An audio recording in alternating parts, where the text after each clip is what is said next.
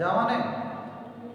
આપણે ગણિતમાં પ્રકરણ 11 જે માપન ભણી રહ્યા છે તેમાં આગળ એક દાખલાનો અભ્યાસ કરીએ. તો બોર્ડમાં મેં એક આકૃતિ દોરી છે જે તમે જો બગીચો છે.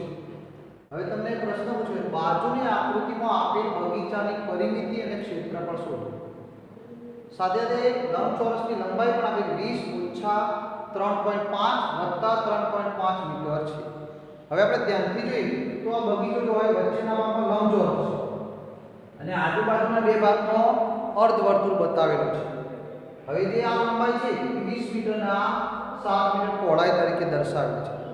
હવે આપણે ધ્યાનથી જો એને પરિમિતિ શોધવી હોય તો પરિમિતિ માટે શું કરવાનું?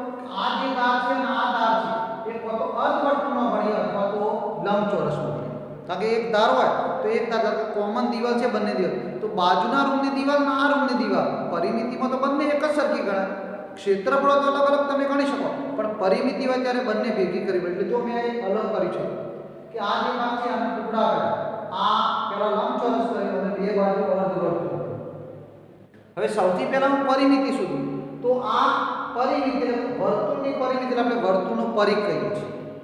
તો વર્તુળનો પરિઘ એટલે આપણે એને 2πr એ વડે આપણે સૂત્ર દ્વારા દર્શાવીએ. તો પહેલા વર્તુળની પરિમિતિ શોધું. જો આ બંને બે વર્તુળ બરાબર પણ બે અર્ધવર્તુળ છે. હવે એને અડધા કરી દઈશું તો આપણે વર્તુળનો પરિઘ એ પરિમિતિ તો લખું છું જો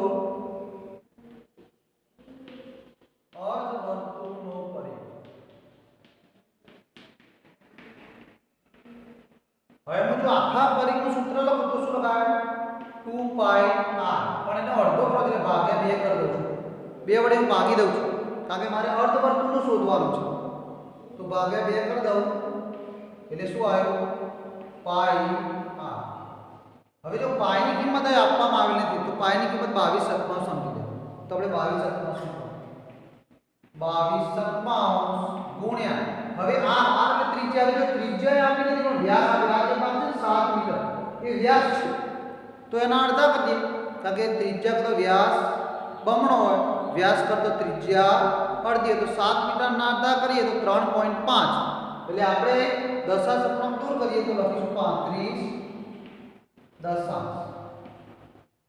છેદ ઉડાડજો 7 × 35 5 × 10 અને 11 × 22 તો મને 11 મીટર એ આ અર્ધવર્તુળ છે. એક અર્ધવર્તુળ તો એનો મને પરિઘ એટલે કે પરિમિતિ મળી.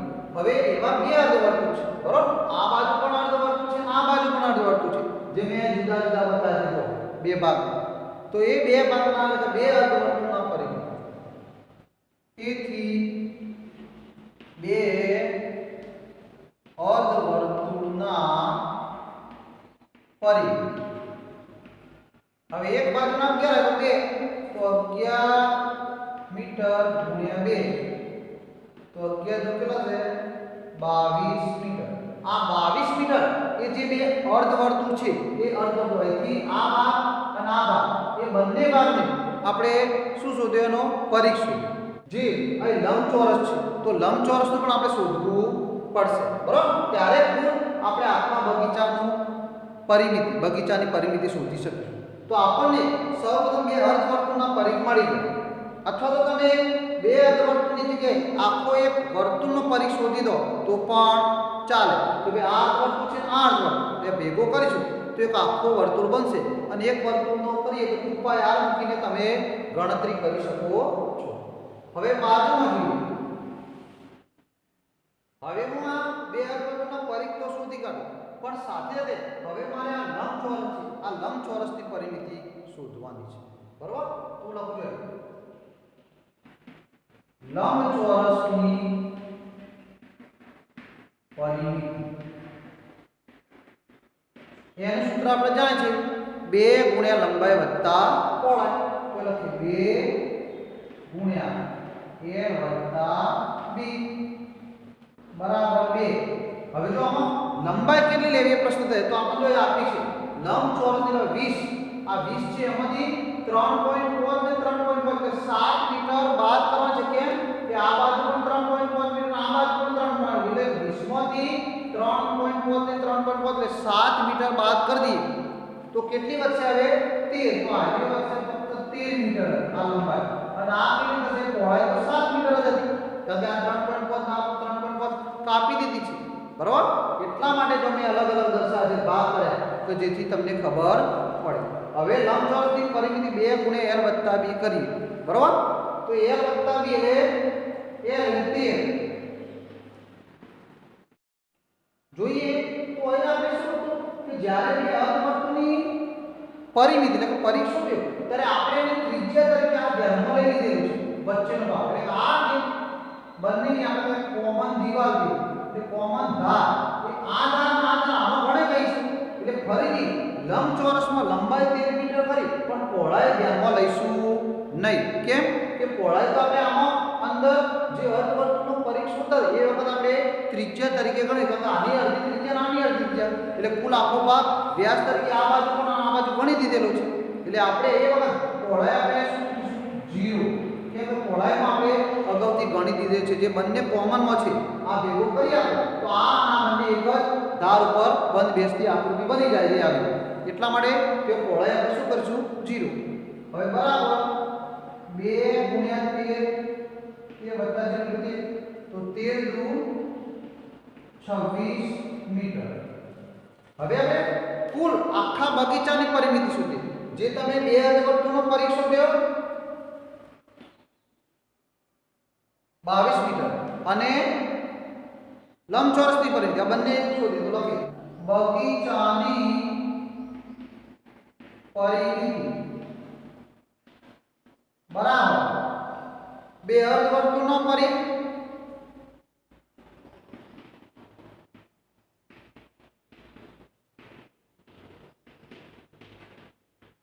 વત્તા બે અર્ધવર્તુળના પરિઘ સાથે કોને લંબચોરસની પરિમિતિ વત્તા લંબચોરસની પરિમિતિ, આ બંનેનો સરવાળો કરીએ તો જો 22 મીટર વત્તા 26 મીટર તો એ લખું છું બરાબર 22 મીટર વત્તા 26 મીટર. 22 મીટર એ બે જે અર્ધવર્તુળ થાય એનો પરિઘ શોધ્યો અને લંબચોરસની પરિમિતિ કેટલી આવી 26, તો બંનેનો સરવાળો કરીએ તો 48 મીટર. તો આ બંનેનો જે આપણે ધ્યાનમાં લઈએ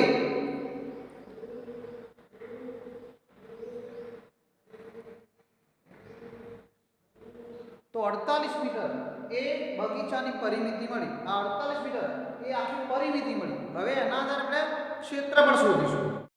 હવે આપણે બગીચાનું ક્ષેત્રફળ શોધીએ તો ક્ષેત્રફળ વખતે આપણે ક્ષેત્રફળ અંદરનો ભાગ જે સપાટીએ રોકેલી જગ્યા સમતલ સપાટીનો, તો જો આ પણ બે અર્ધવર્તુળ અંદર સપાટી જગ્યા રોકે છે, આ પણ લંબચોરસ, તો આપણે પહેલા બે અર્ધવર્તુળનો એટલે કે વર્તુળનો પરિઘ એ શોધતા થઈએ જેમ એ રીતે વર્તુળનું ક્ષેત્રફળ અને લંબચોરસની જેમ પરિમિતિ શોધી હતી એમ લંબચોરસનું ક્ષેત્રફળનું સૂત્ર મૂકીને શોધીશું. તો પહેલા આપણે વર્તુળનું ક્ષેત્રફળ અર્ધવર્તુળનું ક્ષેત્રફળ અર્ધવર્તુળનું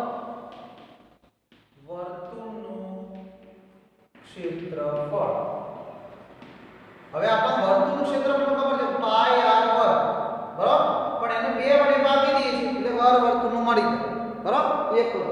હવે આપણે જાણે છે કે બે અર્ધવર્તુળ એટલે આ પણ અર્ધવર્તુળ છે ને આ પણ અર્ધવર્તુળ છે, પણ મૂળ તો આખું એક વર્તુળ થઈ ગયું એટલે વર્તુળનું ક્ષેત્રફળનું સૂત્ર મૂકો તો પણ ચાલે. તો આપણે સહેલી રીતે વર્તુળનું ક્ષેત્રફળ એટલે વર્તુળનું ક્ષેત્રફળ પાઈ r વર્ગ, તેથી વર્તુળનું ક્ષેત્રફળ બરાબર પાઈ r સ્ક્વેર. આપણે આ જોડવાનું ભાગે 2 કરીએ તો પાછા 2 તો જોડવાના છે, તો એનાથી જ આપણે એક જ વર્તુળ બને છે તો એનું શોધી કાઢીએ.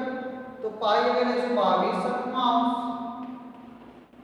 ગુણ્યા ત્રિજ્યા આપણે જોઈ કે આખો 7 મીટરનો વ્યાસ આપે છે તો એનો અડધો એટલે 35 દશાંશ કરીએ 3.5 35 દશાંશ ગુણ્યા 35 દશાંશ છેદોડાડીએ 7 × 35 5 × 10 11. હવે ઉપર વધે છે 11 ગુણ્યા 35 અને નીચે 10 વધી 10 રવા દઈએ 35 ગુણ્યા 11 કરી લે 385 દશાંશ આવે એટલે આપણે લખી શકીશું બરાબર 38.5 મીટર સ્ક્વેર એ આ બાજુનો અડધો અને આ બાજુનો અડધો એ બંને જે વર્તુળ છે બંનેનું ક્ષેત્રફળ 38.5 મીટર વર્ગની જગ્યા રોકેલી છે. હવે આપણે આ બાજુ તો લંબચોરસનું ક્ષેત્રફળ લઈએ તો એ લખીએ લંબચોરસનું ક્ષેત્રફળ એનું સૂત્ર છે લંબાઈ ગુણ્યા પહોળાઈ l ગુણ્યા b. હવે l ગુણ્યા b લંબાઈ તો આપણે છે 13 મીટર અને પહોળાઈ પણ હોય 7 આપેલી છે બરાબર ભાઈ 7 એટલે 13 ગુણ્યા 7 13 + 91 તો 91 મીટર સ્ક્વેર એ લંબચોરસનું ક્ષેત્રફળ આવ્યું. અને જે બે અર્ધવર્તુળ હતા એ કુલ બે ભેગા કરે એટલે કુલ આખું વર્તુળ બને. એ વર્તુળનું ક્ષેત્રફળ કેટલું બન્યું 38.5 મીટર સ્ક્વેર. હવે બગીચાનું ક્ષેત્રફળ તો બગીચાનું ક્ષેત્રફળ બરાબર બે અર્ધવર્તુળનું ક્ષેત્રફળ એવું લખીએ બે અર્ધવર્તુળનું ક્ષેત્રફળ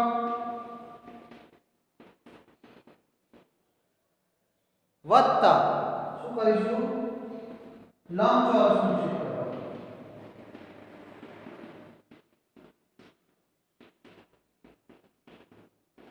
એટલે કે બંનેનો સરવાળો કરીએ તો 38.5 પહેલા બે અર્ધવર્તુળ 5 મીટર સ્ક્વેર વત્તા 91 મીટર સ્ક્વેર બંનેનો સરવાળો કરો તો 129.5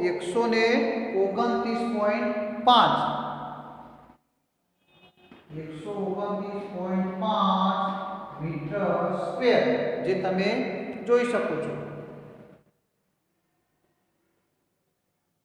કે 129.5 મીટર સ્ક્વેર એ બગીચાનું ક્ષેત્રફળ થયું. અને જે પરિમિતિ હતી એ પરિમિતિ આપણે જોઈએ આગળ તો આ રીતે જ્યારે દાખલામાં ગણતા ત્યારે પરિમિતિમાં જે બંને કોમન એક ધાર આવતી હોય ત્યારે એ વખત ખાસ ધ્યાન રાખવાનું. ક્ષેત્રફળ તો અલગ અલગ હશે પણ પરિમિતિમાં એક ખાસ બાબત ધ્યાનમાં રાખીશું. આગળ એક દાખલાનો અભ્યાસ કરીએ તો બોર્ડમાં લખેલું છે એક કીડી નીચે આપેલી આકૃતિ પ્રમાણે પરિભ્રમણ કરે છે તો તેને કઈ આકૃતિનું વધુ અંતર કાપવું પડશે. હવે આપણે એક વાત કરી લઈએ કે જમીન પર જુદી જુદી જાતના 3 ખાદ્ય પદાર્થો પડેલા છે. હવે કીડી છે પરિભ્રમણ કરે છે જુદી જુદી એક અર્ધવર્તુળ જેટલું પરિભ્રમણ કરે છે. અર્ધવર્તુળ જે થોડુંક ચોરસ જેવો ભાગ છે ત્યાં એક આ રીતે આઈસ્ક્રીમનો કોન હોય એ પ્રકારે પરિભ્રમણ કરે છે. તો હવે આ ત્રણમાંથી એને કઈ આકૃતિનું પરિભ્રમણ વધુ કરવું એટલે કયું અંતર વધુ કાપવું પડશે. હવે જો આપણે પરિભ્રમણ શબ્દ ઉપરથી ધ્યાન રાખીએ પરિભ્રમણની ધાર કિનારી પર એને ફરવાનું થશે તો આપણે આમાં શું કરવું છે બધાની પરિમિતિ શોધવી પડશે બરાબર. તો આપણે સૌપ્રથમ જે અર્ધવર્તુળ છે તો અર્ધવર્તુળની પરિમિતિ એટલે કે આપણે a b અને c આવી 3 આકૃતિ આપી છે. તો પહેલા a છે એટલે a જે છે એનું શું આકૃતિ AD પરિમિતિ શું. હવે આકૃતિ AD પરિમિતિ એટલે અર્ધવર્તુળ છે અર્ધવર્તુળની તો આપણે લખીએ અર્ધવર્તુળનું પરિમિતિ. હવે અર્ધવર્તુળનું પરિમિતિ આપણે જાણીએ વર્તુળનું પરિમિતિ હોય તો આપણે શું મૂકતા હતા 2 πr બરાબર. તો 2 πr પણ એનો અડધો છે કે ભાગ્યા 2 કરી દઈએ એટલે અડધો છે તો અડધો લે 2 ઉડાડી દઈએ 2 છે તો શું વધ્યું પાઈ r. પાઈ કેટલા લઈશું 22 57 અને ગુણ્યા r. હવે જો અહીં 2.8 છે એ 2.8 તમને વ્યાસ આપેલો છે આપણે જો અહીં પણ આખો એની ત્રિજ્યા શોધીએ તો આની અડધી કરીએ આગળ ભણી ગયા છીએ કે વ્યાસ કરતા ત્રિજ્યા અડધી હોય તો 2.8 ને અડધા લે 1.4 તો આપણે દશાંશ પણ કે 14 દશાંશ છેદ 7 2 14. હવે છેદ આગળ નહીં ઉડાડે કારણ કે 10 છે તે અપૂર્ણાંકમાં જવાબ આવશે એટલે 22 2 44 ની નીચે 10 બરાબર 4.4 સેમ. એટલે કે જે આકૃતિ પહેલી છે એ પહેલી આકૃતિ એને 4.4 સેમી એ ફક્ત આટલું જ આવ્યું. હજી જો આ 2.8 સેમી વ્યાસ તો ફરવા થાય ને આપણે તો ફરી પરિઘ સુધી પણ એની આ ધાર પણ શોધવાની જે બાકી છે તો આમાં શું કરશું અંદર અંદર ઉમેરીશું એટલે કે કુલ આખી હજી 2.8 સેમી એ વ્યાસ બાકી છે ફરવાનો એને તો અર્ધવર્તુળનો જે પરિઘ છે એ આખું આપણે લખીશું એટલે આકૃતિ એની પરિમિતિ એટલે આકૃતિ એની પરિમિતિ બરાબર અર્ધવર્તુળનો પરિઘ તો છે એટલે કે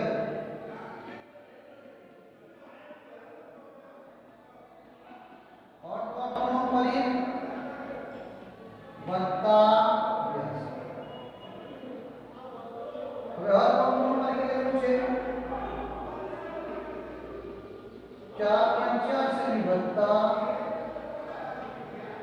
2.8 સેમી સરવાળો કરો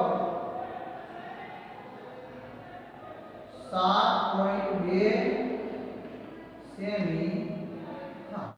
વિદ્યાર્થી મિત્રો જે રીતે આપણે એ આકૃતિની પરિમિતિ શોધીએ તે બી આકૃતિની પરિમિતિ શોધીએ તો લખીએ બી આકૃતિની પરિમિતિ. તો બી આકૃતિનું ધ્યાન છે તો જો આ પરિઘ તો છે જે આગળ આપણે ગણે તો આમાં અર્ધવર્તુળનું પરિઘ એમ અર્ધવર્તુળનું પરિઘ તો છે પણ સાથે તે આ 1.5 સેમી આ બાજુ પાછળ આટલો જ 2.8 સેમી અને પાછું સામેની બાજુ પણ 1.5 સેમી એ વધારે અંતર છે એટલે કે આપણે પેલા અર્ધવર્તુળનો પરિઘ એની સાથે 1.5 સેમી વત્તા 2.8 સેમી વત્તા 1.5 સેમી આ બધાનો સરવાળો કરીશું તો આપણને આકૃતિ બી ની પરિમિતિ મળે છે. એટલે ફરીથી આપણે લઈએ તો પહેલા અર્ધવર્તુળનો પરિઘ લઈએ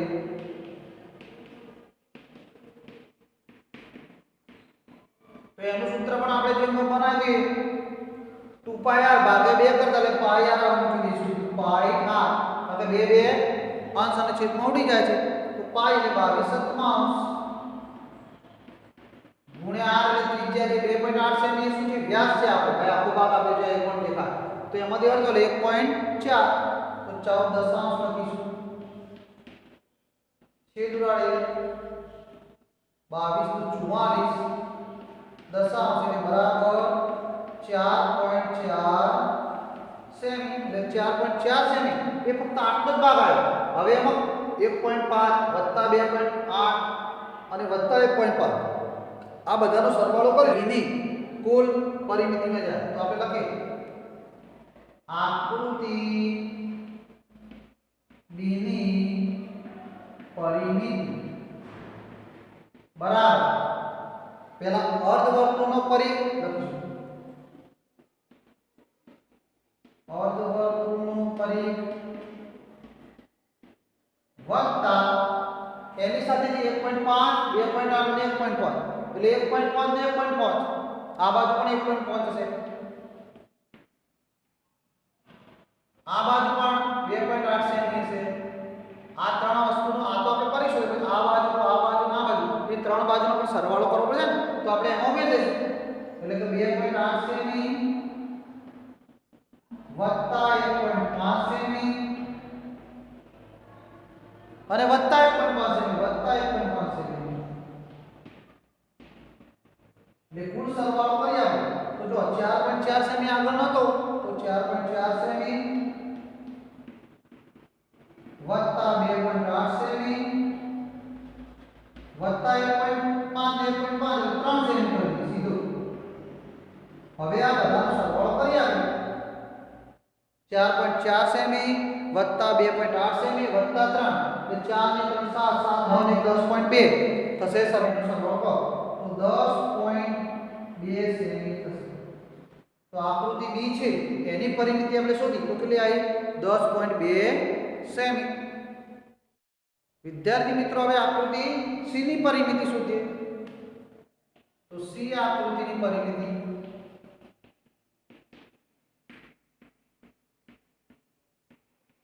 તો એમાં પણ જોઈજો આ અર્ધ પરિઘ છે અને એની સાથે આ 2 સેમી ના 2 સેમી એ બંનેનો સરવાળો કરીશું તો આપણને કુલ એની પરિમિતિ મળી જશે. તો સૌપ્રથમ આપણે અર્ધવર્તુળની પરિમિતિ એટલે કે અર્ધવર્તુળનું પરિઘ જે આપણે સૂત્ર મૂકી દઈએ 2πr ભાગ્યા 2 કરતા એટલે 2 ઉડી જાય તો આપણે ફક્ત પાઈ r મૂકતા પાઈ બરાબર 22/97 ગુણ્યા r ઉતરી જાય તો અહીં પણ આપણે 2.8 સેમી આપી આ ભાગ છે એ આખો વ્યાસ છે તો વ્યાસના અડધા કરી દઈએ તો 1.4 સેમી એ શું થઈ જાય એની ત્રિજ્યા તો 1.4 ને આપણે લખ્યું 14 દશાંશ છેદ ઉડાડીએ 7 દૂર 14 तो 22 दू 44 दशांश એટલે જવાબ મળશે 4.4 સેમી જે બધાનો સરખો જ હતો હવે પણ પરીક્ષ શોધે 4.4 સેમી હવે પણ પરીક્ષ શોધે 4.4 સેમી હવે પણ 4.4 સેમી પરંતુ એમાં 2 સેમી અને 2 સેમી વધારાનો ફરે છે તો એ અંદર ઉમેરીશું તો હવે આકૃતિ C ની પરિમિતિ બરાબર શું કરીશું અર્ધવર્તુળનો પરિઘ વત્તા 2 સેમી 2 સેમી 2 સેમી વત્તા 2 સેમી ઉમેરીશું બીજા એટલે કુલ 2 ને 2 4 સેમી એટલે આપણે સરવાળો કરીએ તો 4.4 સેમી વત્તા 2 ને 2 4 સેમી એટલે કુલ 8.4 સેમી એ આપણને જવાબ મળશે તો બરાબર 8.4 સેમી જવાબ મળે તો હવે જો પહેલાનો આપણે જે એ આકૃતિ એનો આપણે પરિભ્રમણ કર્યું ત્યારે આની જે પરિમિતિ 7.2 સેમી શોધી ત્યાર પછી આકૃતિ બી હતી એની પરિમિતિ શોધી એટલે 10.2 સેમી અને ત્રીજી જે સી આકૃતિ એની 8.4 તો આપણે ત્રણેય સરખાઈએ તો જે બી આકૃતિ છે એનો પરિભ્રમણ વધુ કરવું પડે છે એટલે છેલ્લે આપણે જવાબ લખીશું કે જો પરિભ્રમણ કરે તો તેને કઈ આકૃતિનું વધુ અંતર કાપવું પડે તો લખી શકાય કે કીડીને આકૃતિ બી નું વધુ અંતર કાપવું પડે તો આપણે જવાબમાં લખીશું છેલ્લે નીચે કીડીને આકૃતિ બી